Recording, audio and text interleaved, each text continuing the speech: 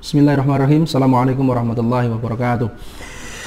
Alhamdulillah nahmaduhu wa nasta'inuhu wa nastaghfiruh wa na'udzu billahi min shururi anfusina wa sayyiati a'malina may yahdihillahu fala mudilla lahu wa may yudlil fala hadiya lahu. Asyhadu an la ilaha illallah wahdahu la syarika lah wa asyhadu anna Muhammadan 'abduhu wa rasuluhu la nabiyya wa la rasula ba'dah. Haitsu qala tabaraka wa ta'ala fil Qur'anil Karim ba'da a'udzu billahi minasy syaithanir rajim. Ya ayyuhalladzina amanu taqullaha haqqa tuqatih wa la tamutunna illa wa antum muslimun. Wa qala ya ayyuhan nasu ittaqu rabbakumul ladzi khalaqakum min nafsin wahidah wa khalaqa minha zawjaha wa batha minhuma rijalan katsiran wa nisaa'a wattaqullaha alladzi tasaaluna bihi wal arhama innallaha kana 'alaikum raqiba. Wa qala fi ayatil ukhra ya ayyuhalladzina amanu taqullaha wa qulu qawlan sadida yuslih lakum a'malakum wa yaghfir lakum dhunubakum wa may yuti'illaha wa rasulahu faqad faza fawzan 'azima. Amma ba'd. Ma'asyiral muslimin wa zumratal mu'minin rahimakumullah, usikum wa iyaya nafsi bitaqwallahi faqad fazal muttaqun. Jamaah yang dirahmati Allah Subhanahu wa taala, alhamdulillah segala puji kita haturkan kehadirat Allah. Kesempatan yang berbahagia ini Allah Subhanahu wa taala masih mempertemukan kita. Kita bersyukur kepada Allah Subhanahu wa taala di kesempatan hari ini kita memasuki bulan Ramadan di hari yang pertama. Bersyukur kita kepada Allah Subhanahu wa taala atas segala nikmat yang diberikan oleh Allah kepada kita, sehingga dengan keadaan yang hari ini kita rasakan, kita masih bisa menjalankan puasa sampai di setengah hari yang pertama ini.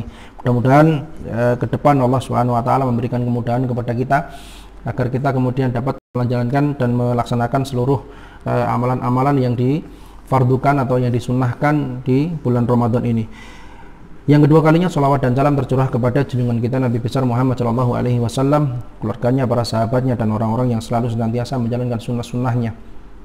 Dan mudah-mudahan kita kelak dibangkitkan oleh Allah Subhanahu Wa Taala menjadi salah satu di antara umat yang diakui oleh Rasulullah Shallallahu Alaihi Wasallam. Bapak Ibu jamaah yang dirahmati Allah Subhanahu Wa Taala, saudara-saudara sekalian, melanjutkan apa yang menjadi program kita hari ini, kita akan membahas dalam kajian Ramadan kita, dan insya Allah akan selalu kita hadirkan setiap harinya menjelang berbuka puasa di media center yang telah kita sediakan di YouTube, Instagram ataupun di Facebook, yang insya Allah nanti kita akan bagikan setiap harinya satu video atau satu kajian yang diampu oleh beberapa asatid, ya, tidak hanya kami secara pribadi, namun juga kemudian nanti akan diampu oleh beberapa orang Ustadz yang ada di Blora atau yang ada di pimpinan cabang Muhammadiyah. Untuk itu hari ini sebagai pemateri yang pertama, alhamdulillah kita hari ini akan mencoba untuk mengkaji salah satu di antara warisan para ulama, kitab yang cukup bagus untuk kita jadikan sebagai rujukan, sebagaimana yang kemudian Allah Subhanahu wa taala turunkan di dalam Al-Qur'an, bahwasanya bulan Ramadan adalah bulannya Al-Qur'an. Syahrul Ramadan alladzi unzila fihi Al-Qur'an. Syahrul Ramadan alladzi unzila fihi Al-Qur'an, bahwasanya bulan Ramadan yang di dalamnya diturunkan Al-Qur'an. Dari ayat ini jemaah yang dirahmati Allah Subhanahu wa taala, dikandung maksud. Banyak sekali yang kemudian menafsirkan bahwasanya ayat ini memberikan penjelasan kepada kita bahwasanya salah satu di antara amalan yang sangat-sangat dianjurkan oleh Allah Subhanahu wa taala, salah satu di antara amalan yang besar pahalanya ketika di bulan Ramadan adalah memperbanyak tilawatul Quran. Ya, memperbanyak tilawatul Quran. Dan kalau kita melihat dan membuka hadis maupun ayat, hal-hal yang berbicara tentang ahlul Quran, maka nanti kita akan mendapati betapa banyak sekali hadis-hadis dari Rasulullah SAW itu yang kemudian memberikan keutamaan kepada orang-orang yang kemudian menghafalkan, membaca, dan mengamalkan Al-Quran. Sehingga tiga hal ini yang harus kemudian kita menjadikan prioritas, ya. Tidak hanya kemudian membaca Al-Quran itu, tidak hanya kemudian hanya menghafalkan saja, namun juga kemudian di antara kegiatan membaca dan menghafalkan itu ada satu lagi yang kemudian harus kita lengkapi, apa? Mengamalkan Al-Quran.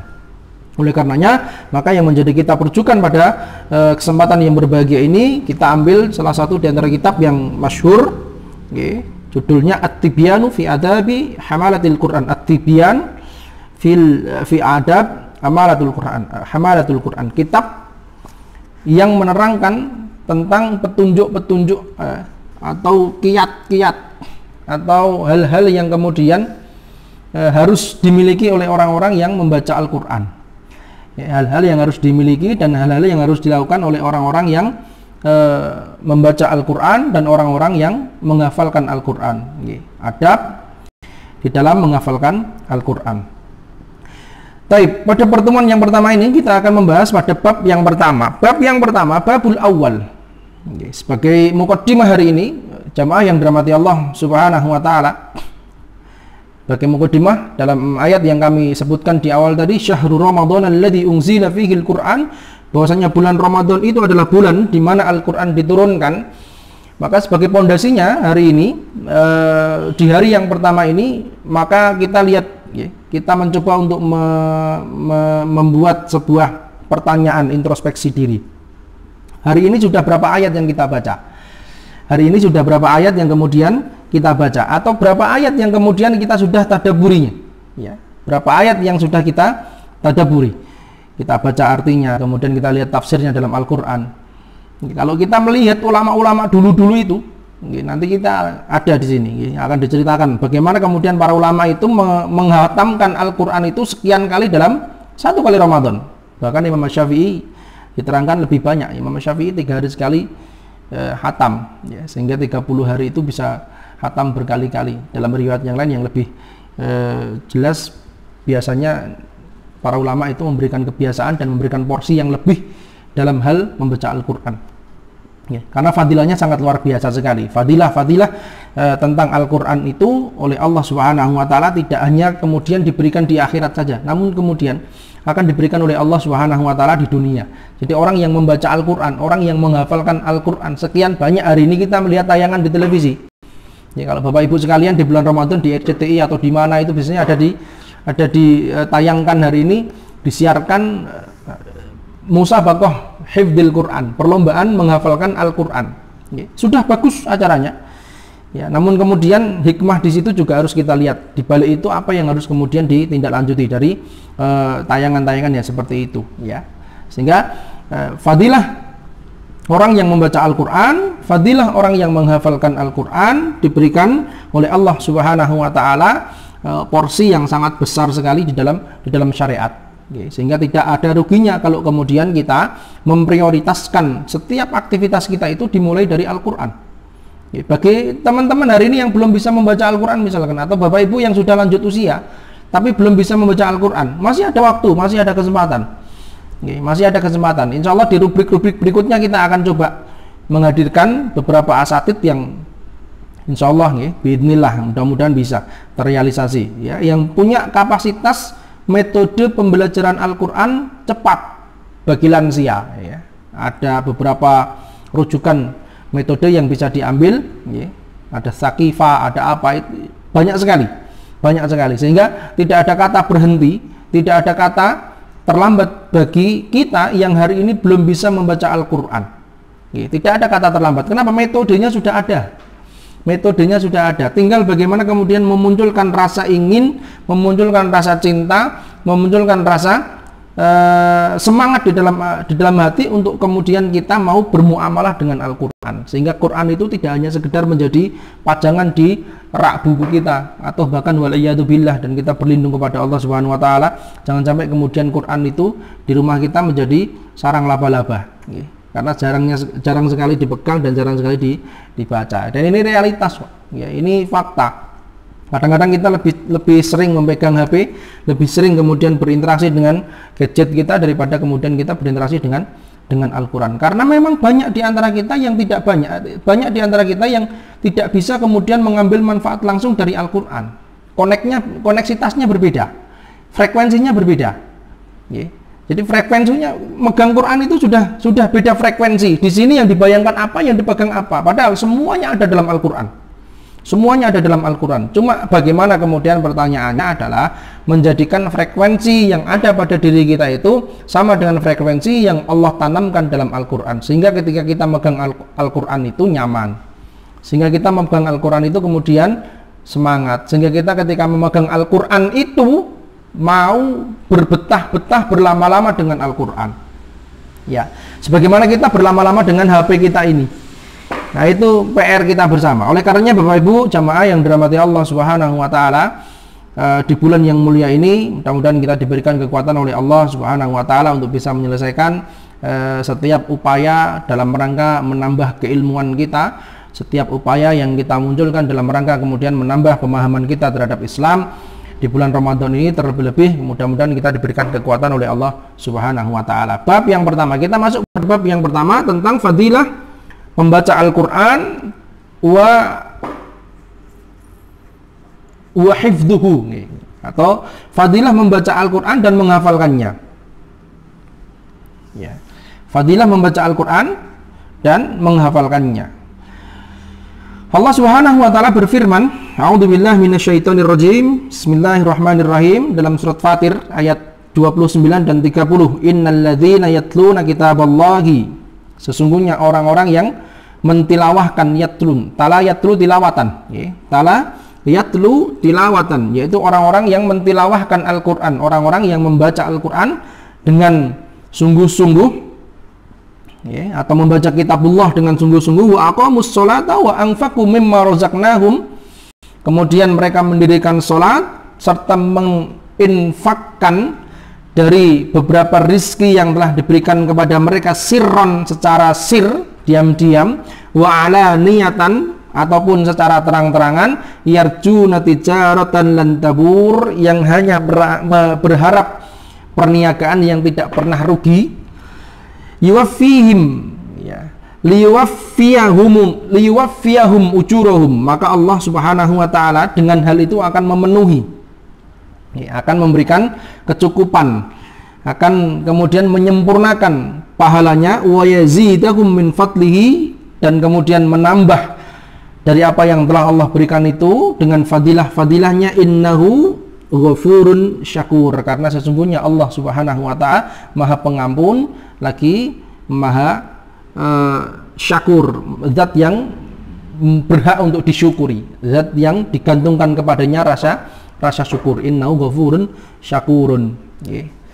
Sifat inilah jamaah yang dirahmati Allah Subhanahu wa taala, dari surat Fatir ayat 29 sampai ayat yang ke-30 ini kita akan mendapati beberapa pendapat, ya, penafsiran yang cukup muktabar untuk kita jadikan sebagai rujukan, ya, yaitu orang-orang yang membaca Al-Quran kemudian dirangkai dengan amalan-amalan yang lain, ya, dirangkai dengan amalan mendirikan sholat yang fardu, kemudian menambah dengan sholat-sholat nafilah, setelah itu kemudian berinfak dengan harta yang dimiliki baik secara terang-terangan maupun dijaharkan. Ini ada fikihnya, ya. Jadi kalau dilihat dari ayat ini, yang pertama syawahid dari ayat ini, ya, syawahid pelajaran yang bisa kita ambil dari ayat ini adalah tentang fadilah membaca Al-Quran, berinteraksi dengan kitabullah Al-Quran.